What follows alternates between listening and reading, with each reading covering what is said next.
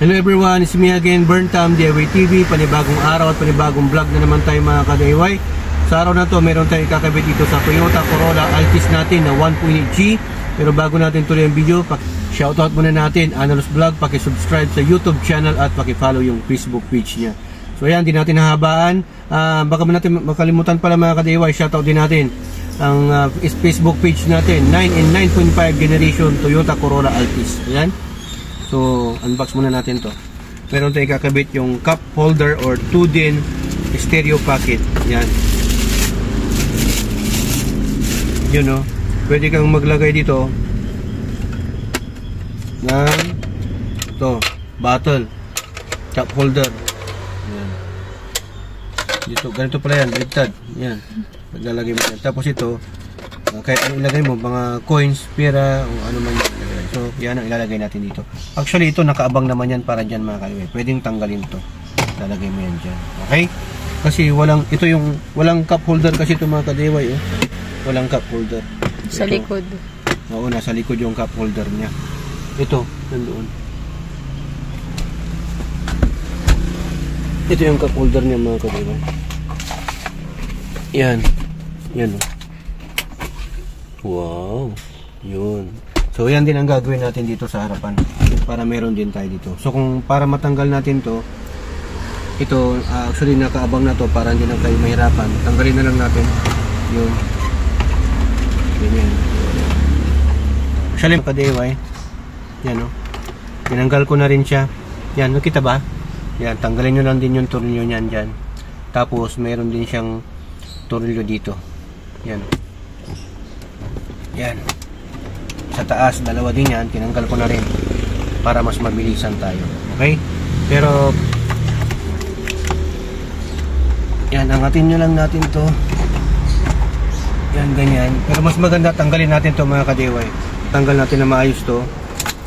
Lagay natin ito sa neutral position. Tapos, tanggalin din natin tong para sa dashcam natin. Yan. Tuklapin lang natin dito. Yan. Dandahan lang kayo para hindi kayo maputulan ng mga clip. Tapos tanggalin din natin dito. Yan. Itin. Yun. Pag natanggal nyo yung sakit, makikita nyo na yan lahat dito. Open na po yan. Para hindi walang gahol-gahol sa mga trabaho. Yan. Tapos itong ano lang naman ang tatanggalin natin dito. Yan yun. Tanggalin natin lahat yung tornilyo para may ano natin to dito, may pwesto natin. So pag natanggal natin yung mga tornilyo, tanggalin mo lang yung mga ka-DIY. Meron din pong lagayan yan kasi. Ganon din po sa kabila. Yan, pakita mo. Kaya unahin natin tanggalin ito. Holder niya kasi yan, parang stopper niya. Yes, tatanggal na yan. Parang yan yung frame niya mga ka-DIY. Yan, tapos tanggal na to. Ganito lang po kabilis mga ka-DIY. O, diba? So, same lang sila ng sukat. Tama. Same lang po sila ng sukat, pati yung lagayan. Kung meron mang babaguhin, modify lang natin ng konti. Kung sobra, bawasan lang natin to. Kung ano naman, kung kulang naman, lagyan na lang natin ng washer. Ganun lang yun. So yan, tatanggalin na rin natin to. Palapat natin. Ito siya. Sa dulo. Hanapan natin siya ng tornilyo niya. Yan, marami namang butas na kung saan pwede mong ilagay. So yan mga ka-DIY, para maiposturan nyo to na maayos, lagay nyo tong frame niya. Itong bracket na tinatawag. At ganito yung ayos niya. Kung ano yung gagawin natin dito, same lang din po doon ang procedure. Okay? So yan, binalik po namin yan. Tapos, ito yung dati niya, yung pocket niya. Ito, dito yan. Tapos ito, dito. Yan o. Isa dito, saka isa dito. Yan, dalawa yan. So, nakalubog. Hindi siya nakalabas. Ito yung nakalabas. Okay? Dito naman, ang diskarte naman to dito. Marami naman siya actually butas. Lalapat lang po natin. Pwedeng naka-abante siya. Pwede rin pong nakalubog. So So kung ano yung gusto niya. So yan, pipili ka na lang po dito. Marami naman yan, 3 naman yan. Now, just in case walang tumapat kahit isa, butasan mo na lang.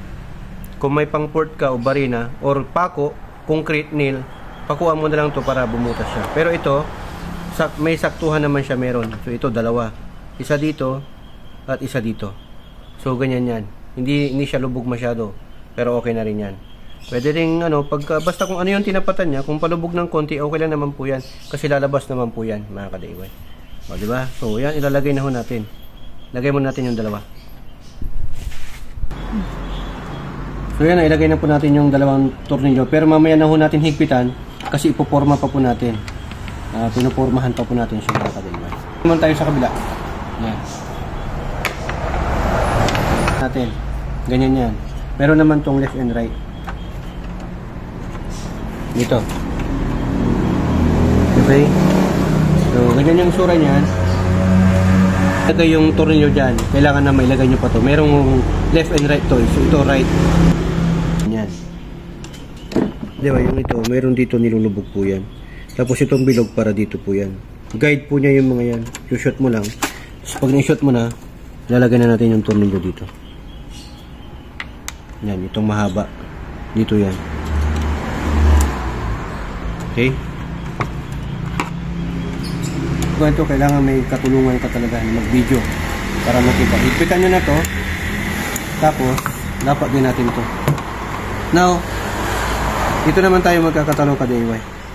Just in case na wala rin siyang lapatan, or kung kumulang siya, baka hindi siya nakatutok na parang katulad ng mga ganito, ang gagawin po natin dyan, lalagyan natin ng washer or nut para lumubog siya na katulad dito, para magdikitan siya. Pero pagka pipilitin natin, pwede naman po yan. Kaya ang ginawa ko kanina, hindi ko pa siya pinilit. Mabutin na mahabang tornilyo ang gamitin nyo, tapos lagyan nyo ng washer para walang alog-alog. Yung importante yung walang vibration, mga ka-DIY. So tatry po muna natin. Maiksi kasi itong niya, maiksi. Yung magasgasan. Yan. Dito makikita nyo naman, pakita natin. Mayroon naman siya nakatapat din, mga ka-DIY. Tamang-tama lang din, yan, universal po kasi to. Meron siya nakatapat. So lalagay natin. Pagka hindi po siya kailangan natin palitan ng mahaba.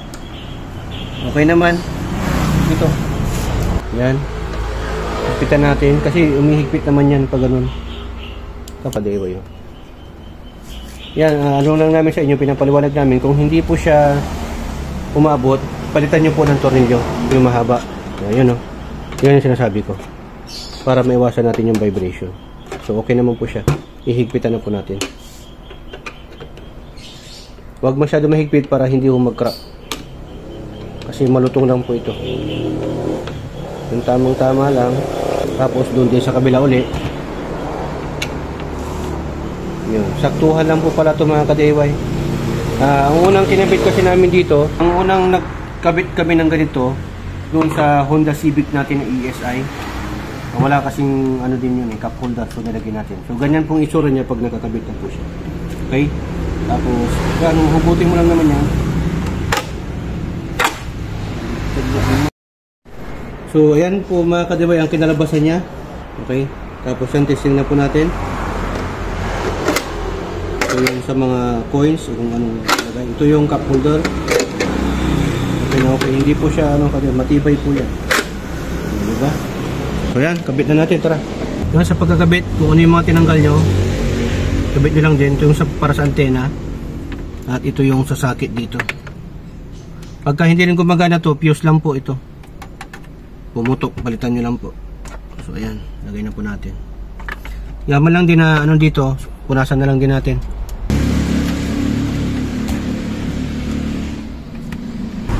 Yun. Tapos pag naitapat nyo na, tapat nyo lang to, pasok nyo lang. May guide naman yan. May mga lock naman na kung saan dyan ang lagay ng tornilyo. Tapos dito unahin nyo sa taas. I-shoot nyo, iangat nyo ng konti ito. Itong sa dashboard. Tapos ganyan yan talaga. Tapos yan, lagay na rin po natin yung mga tournicles niya, mga ka-DIY. Tournicles po ang tawag namin dito sa tornilyo para iwas vibration. Yan, make sure na nailagay nyo, itapat nyo rin dito yung sa taas para mag-clip po siya. Yan mga kadeway. Yan, lagay na rin natin yung mga tornilyo dito mga kadeway. Pag tatanggalin nyo po, yan, yung mga tornilyo dito. Tornilyo. Marami kasing tornilyo talaga to. Okay. Pag nagbabibrate, hindi mo mahanap, ito yung ano, walang mga tornilyo. Yan. Yan, okay na yan. So, babalik na ho natin.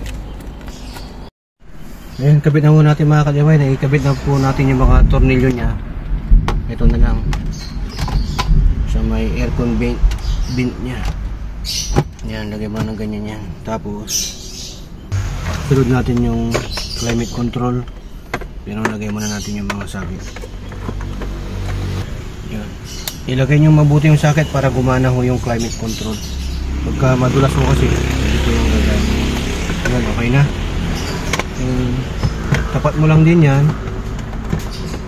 Yan, unahin natin dito sa may taas. Yun, baba. Yun. Tapos lagay na rin natin yung sa baba. Ito. Sa may gear. Shift gear. Unahin natin dito. Ito. Yan. Tapos tulak na natin. Tapos na. Try natin. Ayos. Diba? Okay siya mga ka-DIY. Lagay yung coin. Okay rin siya. Yan, ganoon lang po yung pagkakabit nitong ano natin, cup holder o yung 2-din stereo packet natin dito sa Toyota Corolla Altis. Sundan nyo lang yung proseso. Napaka-basic na naman po yan sa mga may alam, sa mga walang alam. Very informative po yan.